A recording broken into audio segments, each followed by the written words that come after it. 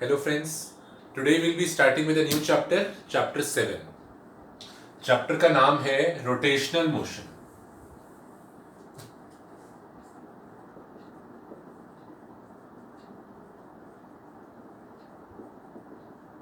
तो सबसे पहले ये देखते हैं कि इस टर्म का मतलब क्या है. What is the meaning of rotational motion.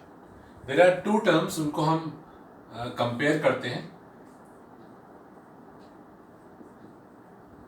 Translatory motion और दूसरा है रोटेशनल मोशन. ट्रांसलेटरी मोशन वो होता है, जैसे कि सपोज एक एग्जांपल लीजिए. एक ब्लॉक है, ब्लॉक मूव कर रहा है इस फ्लोर पे. तो ये ब्लॉक यहां से मूव करके यहां आता है. अब इस ब्लॉक के ऊपर, ये ब्लॉक जो है एक बिग ऑब्जेक्ट है जो आप मान सकते हैं कई छोटे छोटे पार्टिकल से बना होगा. तो if I consider it to be made of 4 particles, let us say, example ले रहा हूं मैं, 4 पार्टिकल से बना है, ए बी सी डी. तो ट्रांसलेटरी मोशन वो होता है जहां हर पार्टिकल इक्वल डिस्टेंस ट्रेवल करता है. जब ये ब्लॉक मूव करा है, मैंने कहा इस ब्लॉक ने 10 मीटर डिस्टेंस ट्रेवल करा है, तो आप कह सकते हैं कि ए ने भी जो डिस्टेंस ट्रेवल करा होगा, देखो ए यहां से यहां आया होगा, ध्यान से देखो, ए टॉप लेफ्ट कॉर्नर पे है, तो वो यहां से यहां आ गया है. तो ए ने जो डिस्टेंस ट्रेवल करा है दैट इज ऑल्सो 10 मीटर. अगर मैं ए की जगह बात करूं बी की, तो बी जो है वो यहां से यहां आया है. ध्यान से देखिए, जो बी ने डिस्टेंस ट्रेवल करा है वो भी 10 मीटर ही होगा. ए का यहां से यहां तक का डिस्टेंस 10 है, तो बी का जो डिस्टेंस है वो भी 10 ही होगा. तो B has also travelled the same distance. अगर हम बात करें सी की, यहां से यहां तक, so C has also traveled the same distance. So what is translatory motion? It is a type of motion in which all the particles have traveled equal distance. It is not necessary कि ये straight line में हो. अब देखो एक और example देखते हैं. सपोज एक ऑब्जेक्ट यहां से ऐसे मूव करता है यहां तक. अब देखो it's not a straight line, projectile की तरह है कुछ, पर इस केस में भी आप देखिए हर पार्टिकल ने ऑब्जेक्ट पे 3-4 पार्टिकल्स बना लीजिए, ठीक है ना, और हर पार्टिकल ने जो डिस्टेंस ट्रैवल करा होगा वो सेम होगा. लेट अस से एग्जांपल ले लेते हैं, 2 ही पार्टिकल्स करते हैं, ए बी, चलो सी, 3 ले लेते हैं. तो जब ये ऑब्जेक्ट मूव करा है, सी यहां से मूव करके यहां आया है, ठीक है ना, टॉप राइट कॉर्नर पे है. ए जो है वो यहां से मूव करके यहां आया है, और बी जो है वो इधर से मूव करके इधर गया है यहां पे. तीनों का जो डिस्टेंस ट्रेवल्ड होगा वो एग्जैक्टली सेम होगा. In translatory motion each individual particle will cover the same distance. ठीक है ना, फिगर से देख लीजिए, तीनों का डिस्टेंस एग्जैक्टली सेम है. अच्छा, अब अगर आप रोटेशन पे आओगे, यहां पर फर्क आपको पता लगेगा क्या है. तो इन रोटेशन एक एग्जांपल देखिए. सपोज मैं इस डस्टर की बात करता हूं. ये डस्टर यहां पर फिक्स करके मैं इसको इस तरीके से मूव करा रहा हूं, like this. So this is called as rotation. Rotation में क्या होता है, ये हमारा डस्टर है, ये मूव कर रहा है लाइक दिस. रोटेशन में ध्यान से देखिएगा, इस बार वो प्रॉपर्टी होल्ड नहीं करेगी कि हर पार्टिकल ने डिस्टेंस बराबर ट्रैवल करा. इस बार आपका ये डस्टर है, इसको आप 3 पार्टिकल्स में ब्रेक कर लीजिए, ए बी और सी, ठीक है ना. Consider this particle as A B and C. अब जरा ध्यान से सोचो, जब ये डस्टर गोल घूमेगा और गोल घूमकर वापस आएगा, ध्यान से देखो, ठीक है ना, this is A, this is B, this is C, तीनों पार्टिकल्स हैं. जब ये मूव करेगा, किसने ज्यादा डिस्टेंस ट्रैवल करा होगा, ध्यान से देखिए. ये तीनों जो मूव कर रहे हैं वो सर्कल शेप में करेंगे. ए जो होगा वो इस तरीके से मूव करेगा, बी जो होगा उसका सर्कल और बड़ा होगा, और सी जो होगा it will be moving in a bigger circle. तो what can we say? Is the distance traveled by each particle same? No, A has traveled the least distance, B का थोड़ा ज्यादा है और C का और भी ज्यादा है. तो in rotation all particles are moving in a circle. ध्यान से definition समझो. What is rotational motion? In this type of motion, all particles of the object are moving in circles. A भी सर्कल में मूव कर रहा है, B भी circle में कर रहा है, सी भी सर्कल में कर रहा है ना. All of them are moving in circles having different radius. इसका रेडियस कुछ और है, इसका कुछ और है, इसका कुछ और है. They have different radius but their centres lie on a common axis. A का जो सेंटर है वो भी यहीं पर है, बी का जो सेंटर है वो भी यहीं पर है, सी का जो सेंटर है वो भी यहीं पर है. So this line is called as the axis. Rotation के वक्त देखिए ए बी सी डी कितने भी ऑब्जेक्ट्स मान लीजिए, जब ये रोटेट करेगा तो वो सब सर्कल की शेप में ही मूव करेंगे. यहां वालों का रेडियस कम होगा, यहां वालों का ज्यादा होगा, यहां वालों का और ज्यादा होगा, but they all are moving in circles and all of them have the same centre. ठीक है ना.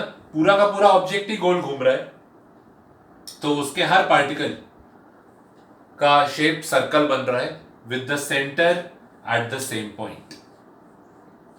तो इसमें आप ये नहीं कह सकते कि हर पार्टिकल ने डिस्टेंस सेम ट्रेवल करा है.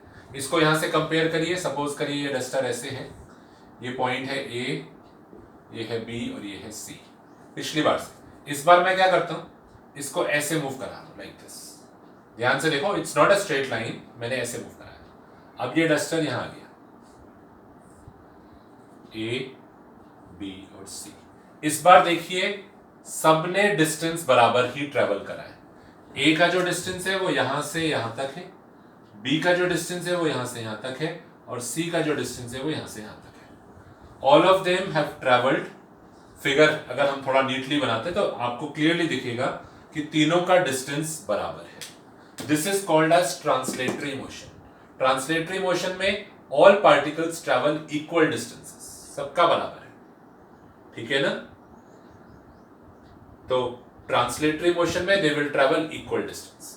इन rotation you can clearly see कि ये सर्कल में मूव कर रहे हैं और ए का डिस्टेंस कम है, बी का ज्यादा है, सी का और भी ज्यादा है. तो इन दिस यूनिट हमारा चैप्टर का नाम है rotational motion. We are going to study about this. तो रोटेशन में पहली चीज समझिए, हमारे पास एक पार्टिकल नहीं है, वी हैव एन ऑब्जेक्ट. ठीक है ना. एक सिंगल पार्टिकल नहीं है जो गोल घूम रहा है. अगर एक सिंगल पार्टिकल गोल घूम रहा होता, I will call it as circular motion. सिर्फ एक डॉट है जो सर्कल में घूम रही है, there is only one particle. In that case I will call it as circular motion. इस बार मेरे पास एक ऑब्जेक्ट है, एक्सटेंडेड ऑब्जेक्ट है, जो कि कई सारे पार्टिकल से मिलाकर बना होगा, और वो सारे पार्टिकल सर्कल में घूम रहे हैं. किसी का रेडियस छोटा है, किसी का बड़ा है, किसी का और ज्यादा बड़ा है रेडियस. ठीक है ना. तो they have different radius but all of them are moving in circles and their centres lie on the common axis. सबका सेंटर इसी एक्सिस पर है. तो such a motion is called as rotational motion. कुछ बच्चे कंफ्यूज होते हैं circular motion और रोटेशनल मोशन में क्या फर्क है. सर्कुलर मोशन यूजुअली हम एक पार्टिकल के लिए कहते हैं, अगर बस एक पार्टिकल गोल घूम रहा होता. यहां पर पूरा ऑब्जेक्ट ही गोल घूम रहा है, और जो ऑब्जेक्ट है वो कई सारे पार्टिकल से मिलाकर बना है. तो उस केस में हम सर्कुलर मोशन की जगह बोलते हैं रोटेशनल मोशन. ठीक है ना. अब रोटेशन जब भी हम पढ़ेंगे उसमें एक सबसे पहले बहुत इंपॉर्टेंट कॉन्सेप्ट आएगा before we start with rotational motion, the concept of centre of mass. अब जैसे इसी ऑब्जेक्ट के बारे में मेरे को पढ़ना है. ये एक रॉड है विच इज अंडरगोइंग रोटेशन. ठीक है. अब रोटेशन में ए ने जो डिस्टेंस ट्रेवल करा है वो कम करा है, बी का जो डिस्टेंस ट्रेवल है वो ज्यादा है, C का और भी ज्यादा है ना। ध्यान से देखो, ये डस्टर को जब मैं रोटेट करा रहा हूं A, B और C पे ध्यान दीजिए, A का सर्कल छोटा बन रहा है, B का बड़ा है, C का और बड़ा है, तो सबके डिस्टेंसेस अलग अलग हैं। तो मेरे से अगर वो पूछता है कि what is the distance travelled, तो मैं क्या करूं, A के बारे में बताऊं, B के बारे में बताऊं, C के बारे में बताऊं। वो मेरे से पूछता है व्हाट इज द वेलोसिटी, तो A के लिए अलग होगी क्योंकि A का डिस्टेंस कम है तो स्पीड कम आएगी, B के लिए स्पीड ज्यादा आएगी, डिस्टेंस ज्यादा ट्रेवल करा है, C के लिए और ज्यादा आएगी। तो अगर वो मेरे से पूछता है क्या करूं मैं, A का अलग है, B का अलग है, C का अलग है, तो इस केस में मैं क्या करता हूं, I study about the centre of मास। इस पूरे ऑब्जेक्ट का एक सेंटर ऑफ मास होगा जहां मैं अज्यूम कर सकता हूं कि इसका सारा मास कॉन्सेंट्रेटेड है। समवेयर आप मान सकते हैं यहां पे कहीं होगा, this is the centre of mass. तो instead of studying about A B C D, मैं कहां तक अलग अलग पॉइंट्स को पढ़ता रहूंगा। रोटेशन में तो ऑब्जेक्ट जो है इसमें बहुत सारे पॉइंट्स हो सकते हैं, तो instead of studying about separate points individually, हम क्या करते हैं, हम ऑब्जेक्ट का centre of mass find out कर लेते हैं। ये आप कॉमन सेंस से भी सोच सकते हैं, इसका सेंटर ऑफ मास जो होगा वो एग्जैक्टली इसके ज्योमेट्रिकल सेंटर में होगा। हम तरीका भी सिखाएंगे आपको कि कैसे सेंटर ऑफ मास निकालते हैं। अब अगर आपने centre of mass find out कर लिया, now there is no need to worry about A B C. जब आप रॉड का मोशन पढ़ोगे, we will concentrate on the motion of the centre of mass only. मैं बाकी पार्टिकल्स के बारे में नहीं bothered, we are not worried about A B C, हम सिर्फ पढ़ेंगे motion of its centre of mass. तो उससे क्या होगा, it will become simpler, complications नहीं आएंगे कि इसके बारे में उसके बारे में, उसका अलग है डिस्टेंस, इसका अलग है। तो विल जस्ट कॉन्सेंट्रेट कि हाँ एक पार्टिकल है बस मेरा, इसके बारे में पढ़ेंगे, ठीक है ना। तो this will make our study simpler. तो इसीलिए सबसे पहले हमारा कॉन्सेप्ट आता है सेंटर ऑफ मास का। कैसे हम फाइंड आउट करते हैं, सपोज एक एग्जांपल ले लेते हैं। सपोज आपका एक ऑब्जेक्ट है जो कई सारे अलग अलग पार्टिकल से बना है, उसमें बहुत सारे पार्टिकल्स हैं, कुछ भी रैंडमली शेप है, पार्टिकल्स का मास है m1 m2 m3 ऐसे सो बहुत सारे पार्टिकल्स हैं। अब हर पार्टिकल जो है उसका कोऑर्डिनेट होगा, एक x कोऑर्डिनेट होगा, इसको आप यहां प्रोजेक्ट करोगे तो ये इसका x कोऑर्डिनेट, और इसका एक y कोऑर्डिनेट होगा y एक्सिस में। ऐसे ही z भी होता है पर अभी हम उसको नहीं शो कर रहे हैं। तो each particle has some coordinates, x coordinate और y कोऑर्डिनेट। ऐसे ही इसका भी x और y कोऑर्डिनेट होगा, x2 और y2। ऐसे ही इसका भी होगा, x3 इसका x कोऑर्डिनेट होगा और y3 इसका y कोऑर्डिनेट होगा। तो अब सपोज करो एक एग्जांपल ले लेते हैं 3 पार्टिकल्स का, उससे समझना हमारे लिए आसान हो जाएगा। ये 3 पार्टिकल्स हैं, हमारा एक ऑब्जेक्ट है, ये 3 पार्टिकल से मिलाकर बना हुआ है। तीनों के कोऑर्डिनेट्स मैंने आपको बता दिए, x1 y1, उसका x2 y2 और उसका x3 y3। अब सिस्टम का जो सेंटर ऑफ मास होगा वो यहां कहीं बीच में होगा। मेरे को सेंटर ऑफ मास का x कोऑर्डिनेट निकालना है xcm, और इसका y कोऑर्डिनेट निकालना है ycm। मुझे मेरा एम क्या है, I want to find out कि सेंटर ऑफ मास कहां पर है। तो उसके लिए हमारे पास फॉर्मूला होता है सेंटर ऑफ मास के कोऑर्डिनेट का। पहले मैं वेक्टर फॉर्म में लिख रहा हूं, फिर उसको अलग अलग x और y में समझाएंगे। m1 r1 plus m2 r2 जितने भी हैं आपके particles divided by m1 plus m2। यहां r1 r2 r3 पार्टिकल्स की पोजीशंस हैं। क्या मतलब हुआ इसका, इसको देखो हम पहले x में ब्रेक करते हैं। मेरे को मेरे सिस्टम में 3 चीजें हैं, 3 पार्टिकल्स हैं, 4 हो 5 हो 10 हो कितने भी हो, फॉर्मूला वही होगा। मेरे एग्जांपल में मैंने 3 लिए हैं, पहले का x कोऑर्डिनेट, सेकंड का, थर्ड का, पहले का y कोऑर्डिनेट, दूसरे का और तीसरे का। मेरे को सेंटर का कोऑर्डिनेट निकालना है, तो सेंटर का ऑफ मास का x कोऑर्डिनेट, यही वाला फॉर्मूला पहले x पे अप्लाई करो। m1 x1 plus m2 x2 plus m3 x3 upon m1 plus m2 plus m3। अगर 4 पार्टिकल्स होते तो 4 आ जाते, 10 होते तो 10 आ जाते, इसी तरीके से। तो ये फॉर्मूला मुझे देगा कि इन तीनों का मिलाकर जो सेंटर होगा उसका कोऑर्डिनेट क्या है। This will give me the x coordinate. Same यही फॉर्मूला जो मैंने आर के टर्म्स में लिखा था, आप इसको वाई के टर्म्स में अप्लाई कर दो। Y C M m1y1 plus m2y2 plus m3y3 divided by m1 plus m2 plus m3। देखिए ध्यान से, जो r था उसको मैंने x से रिप्लेस करा था पिछली बार, इस बार मैंने उसको y से रिप्लेस कर दिया। और सेम आप z के लिए भी लिख सकते हैं अगर z भी पूछा हो उसने। तो you can apply this formula along any axis x y या z, ठीक है ना। अब इसको देखिए, मैं थोड़ा मैथमेटिकल फॉर्म में लिख रहा हूं। यहां तो मैंने 3 पार्टिकल्स कंसिडर करे हैं, पर हो सकता है किसी क्वेश्चन में आपके पास 4 पार्टिकल्स हो, 5 हो, 6 हो, कितने भी हो, n पार्टिकल्स हो सकते हैं।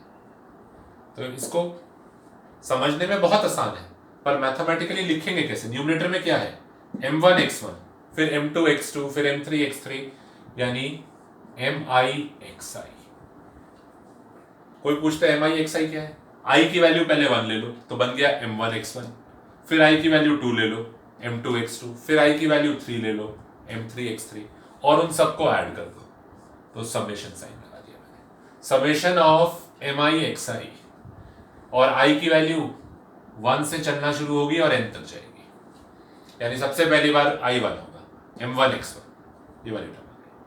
समेशन का मतलब है प्लस, प्लस करो, फिर i की वैल्यू 2 हो गई, m2 x2, फिर प्लस करो, फिर m3 x3, कहां तक, जितने पार्टिकल्स हैं। 10 है तो m10 x10 तक, डिवाइडेड बाय, अब देखिए नीचे क्या है, डिनोमिनेटर में समेशन है मासेस का सिर्फ, m1 m2 m3 m4, तो summation of mi i equal to 1 to n।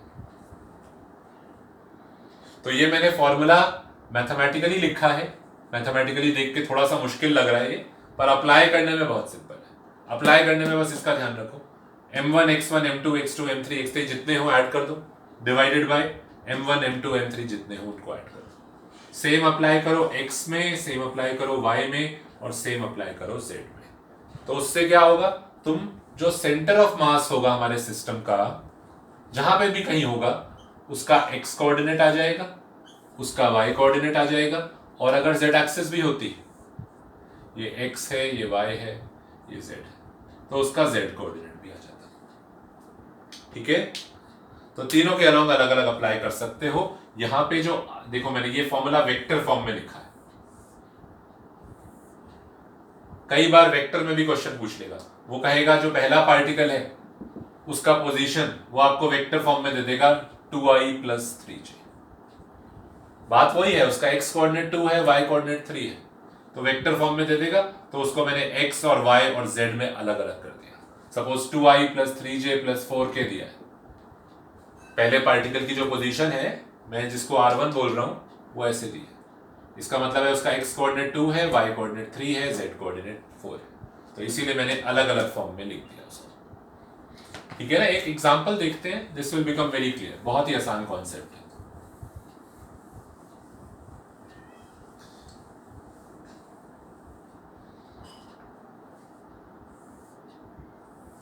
Suppose करिए हमारे पास एक इक्विलेटरल ट्राइंगल है,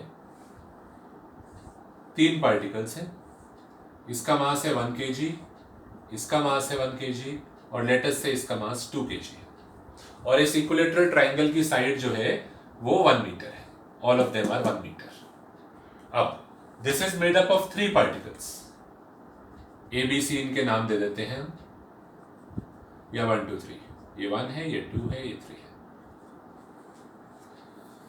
तो rather than studying about each particle separately, मैं प्रेफर करूंगा कि मैं इन तीनों का एक सेंटर निकाल लूं, और हमारा जब ऑब्जेक्ट मूव करेगा, मैं ना इसके बारे में पढ़ूंगा, ना उसके बारे में, ना उसके बारे में, मैं उसका सेंटर का मोशन पढ़ूंगा। I will study about the motion of centre of mass.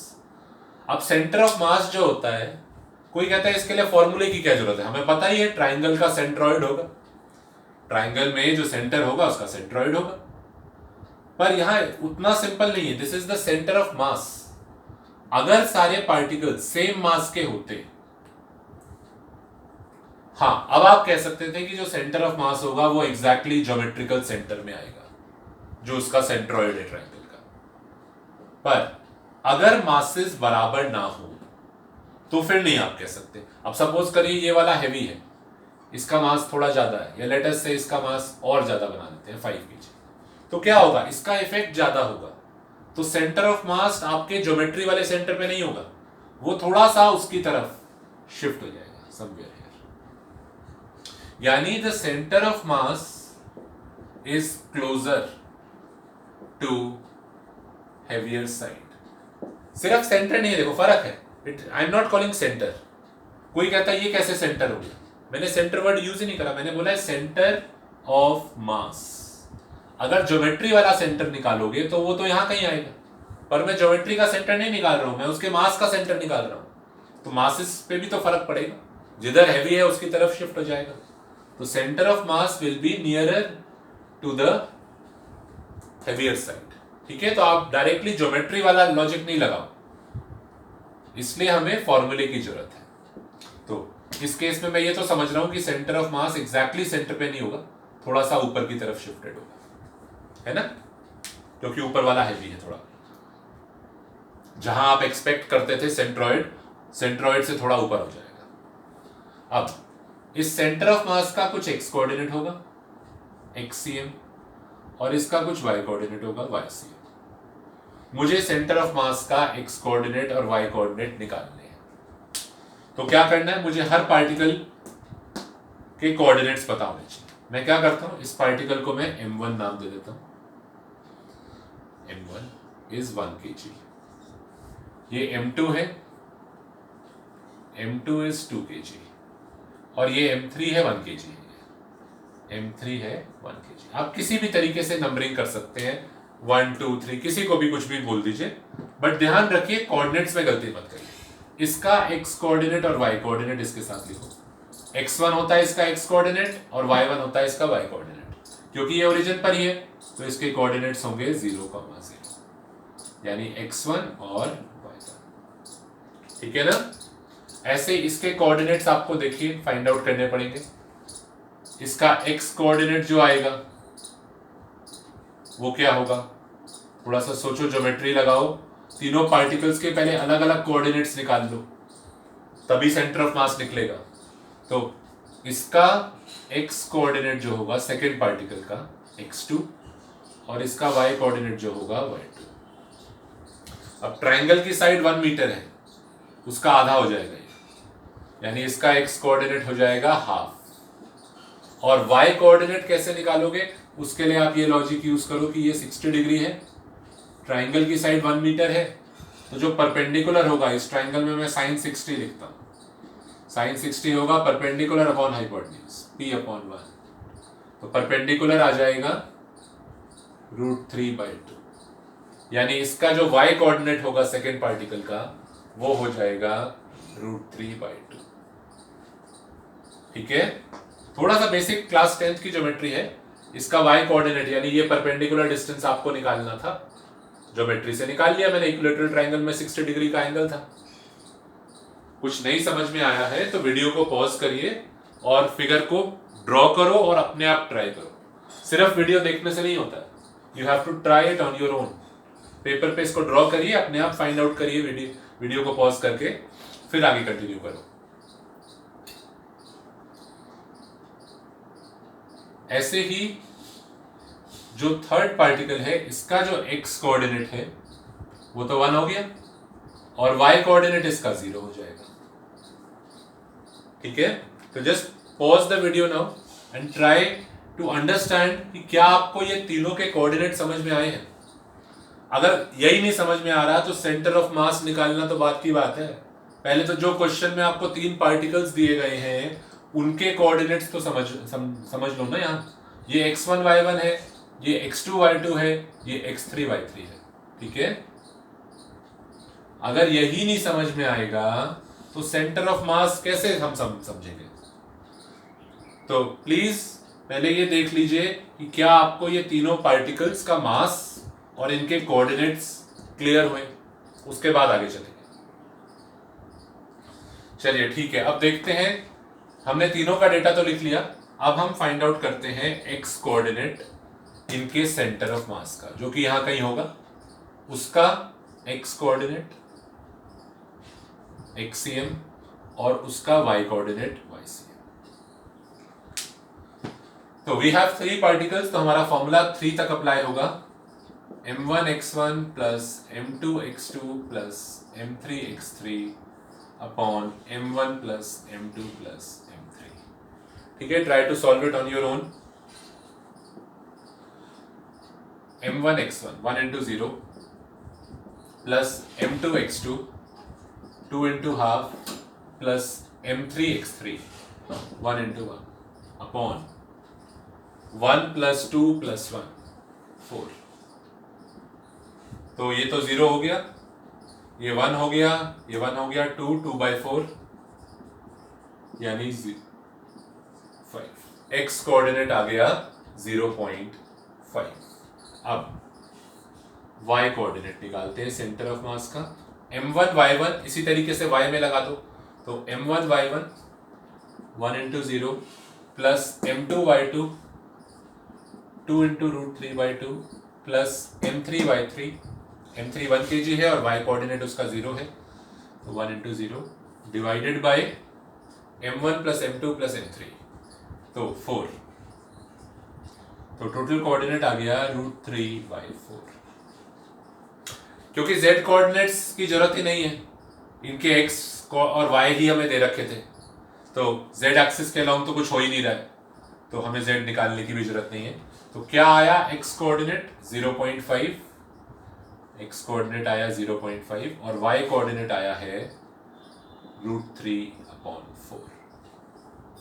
तो इसी तरीके से आपको कोई भी सिस्टम दिया हो सकता है, 3 पार्टिकल्स हो, 4 पार्टिकल्स हो, 2 भी हो सकते हैं, सिंपल क्वेश्चन है, तो उसमें आपको सेंटर ऑफ मास के कोऑर्डिनेट्स निकालने आना चाहिए। रोटेशनल मोशन में सबसे पहले हम पढ़ेंगे सेंटर ऑफ मास। ये वो पॉइंट है जहां मैं अज्यूम कर सकता हूं इस ट्राइंगल का सारा मास कॉन्सेंट्रेटेड है। ठीक है, तो ये बहुत इंपॉर्टेंट कॉन्सेप्ट है रोटेशन में। एक और क्वेश्चन ट्राई करते हैं इस पे।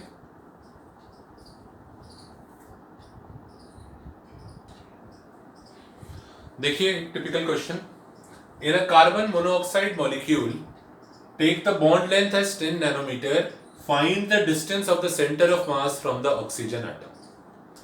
तो you should know what is carbon monoxide. Carbon monoxide होता है CO, और कार्बन और ऑक्सीजन के बीच में जो बॉन्ड है, कार्बन एटम होगा और एक ऑक्सीजन एटम होगा, ये जो बॉन्ड है इसकी लेंथ दे रखी है 10 नैनोमीटर। अब वो पूछता है कि इस कार्बन मोनोऑक्साइड मॉलिक्यूल का सेंटर ऑफ मास कहां होगा। तो क्या करें, एक तो एक्सिस शो कर लेते हैं पहले। कार्बन मोनोऑक्साइड, अब आपको थोड़ा सा केमिस्ट्री की नॉलेज चाहिए। कार्बन का मास पता होना चाहिए और ऑक्सीजन का मास पता होना चाहिए।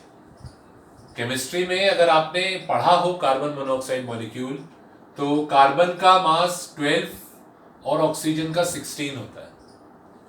क्वेश्चन में हो सकता है वो आपको ये मासेस ना दे, क्योंकि ये बहुत कॉमनली यूज्ड एटम्स हैं, कार्बन ऑक्सीजन, इन सब के मासेस आपको पता होने चाहिए। जिस भी यूनिट में ले रहे हैं दोनों का यूनिट सेम होना चाहिए। ये नहीं कि एक आपने ग्राम में ले लिया, 1 kg में ले लिया, तो दोनों सेम यूनिट में है। कार्बन एटम और ऑक्सीजन एटम के मासेस 12 और 16। कार्बन थोड़ा सा छोटा होता है, ऑक्सीजन बड़ा होता है। तो ये हम ऐसे अज्यूम करते हैं कि ये एक्स एक्सिस के अलॉन्ग रखा हुआ है, कार्बन जो है वो ओरिजिन पे रखा है, ये बॉन्ड है और यहाँ ऑक्सीजन है। तो 2 पार्टिकल्स हैं हमारे सिस्टम में, वी हैव कार्बन पहला और ऑक्सीजन दूसरा। इसका मास m1 12 है और इसका मास जो है 16 है। केमिस्ट्री में एक यूनिट होता है AMU, एटॉमिक मास यूनिट। हो सकता है आपने पढ़ा हो, तो जो केमिस्ट्री में मासेस यूज करे जाते हैं वो AMU में करे जाते हैं। हमें चिंता नहीं है, बस हमें ध्यान क्या रखना है, दोनों के जो मासेस हो वो सेम यूनिट में होने चाहिए। अच्छा, इसका कोऑर्डिनेट होगा 0 0, क्योंकि मैंने इसको ओरिजिन पर ही माना है, और इसका डिस्टेंस 10 नैनोमीटर दिया हुआ है। नैनोमीटर में रहने दीजिए, कोई चिंता नहीं है, आंसर भी नैनोमीटर में आ जाएगा। तो इसका एक्स कोऑर्डिनेट 10 है और क्योंकि ये वाई एक्सिस के लॉन्ग ऊपर तो गया ही नहीं है तो वो 0 है। तो देखो ये फिगर बनी। अब if this distance is 10, can we say that the centre of mass will be at 5,0? Can I say that? कोई कहता है 10 है, टोटल 10 है और उसका हाफ हो गया, सेंटर 5 आ गया। नहीं, ये तो आपका ज्योमेट्रिकल सेंटर हो गया, पर सेंटर ऑफ मास का भी तो रोल है। ये हल्का है, ये थोड़ा भारी है, तो सेंटर ऑफ मास जो होगा वो हल्का सा ऑक्सीजन की तरफ शिफ्टेड होगा। सेंटर ऑफ मास यहां पर होगा, उसका जो एक्स कोऑर्डिनेट होगा और वाई कोऑर्डिनेट वो हमें फॉर्मूले से निकालने पड़ेंगे। There is no difficulty, we have a very simple formula. xcm is equal to m1 x1 12 into 0 plus m2 x2 upon m1 plus m2 28। तो xcm आ गया हमारा 160 by 28। 4 से आप कैंसिल कर दीजिए, 40/7 which is approximately 5 point something. Calculate करो, 5 नहीं आ रहा है, 5 तो उसका ज्योमेट्री का सेंटर है, ये 5 से बड़ा आएगा। कैलकुलेट करके देख लीजिए, ये 5 से बड़ा आता है, यानी जो सेंटर ऑफ मास है वो थोड़ा सा ऑक्सीजन की तरफ शिफ्टेड है। ठीक है ना? तो it is coming somewhere around 5.7। ठीक है, अप्रोक्सीमेटली 1 डेसिमल तक ले लेते हैं। तो व्हाट इज YCM? इसका y कोऑर्डिनेट भी 0 है, इसका भी 0 है, तो ऑब्वियसली सेंटर ऑफ मास का भी 0 आएगा। तो सेंटर ऑफ मास के जो कोऑर्डिनेट्स आ रहे हैं दे आर अप्रोक्सीमेटली 5.7, 0। अब ये जो 5.7 आया ये कोऑर्डिनेट आया, यानी कार्बन से उसका डिस्टेंस आया। क्वेश्चन में ध्यान से देख लीजिए, distance of centre of mass from oxygen atom, यानी ये सेंटर ऑफ मास का डिस्टेंस ऑक्सीजन से पूछ रहा है। तो 10 में से आप 5.7 माइनस करिए तो अप्रोक्सीमेटली 4.3 नैनोमीटर होगा। सेंटर ऑफ मास का वहां से 4.3 होगा और यहां से 5.7 नैनोमीटर होगा। ठीक है ना? तो ये आपका बहुत ही सिंपल लॉजिक है। 2 पार्टिकल्स हो, 3 हो, 4 हो, आप ये लॉजिक से सिस्टम का centre of mass find out कर सकते हैं। ठीक है? तो इस पे I will give you 2-3 practice question. आपके ग्रुप पे हम शेयर करेंगे कुछ numericals from NCERT and then we will discuss them in the live class. Okay, thank you.